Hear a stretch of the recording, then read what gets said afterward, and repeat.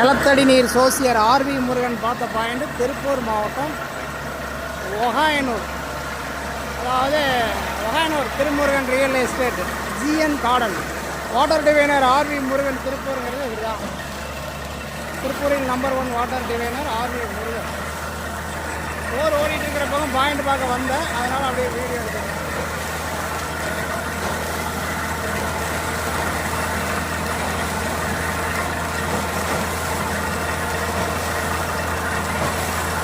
பார்த்தீங்கன்னா ஒரு 3-4 தண்ணி வரும். வாட்டர் டிவைனர் ஆர்வி முருகன்கிறது இவர் தான்.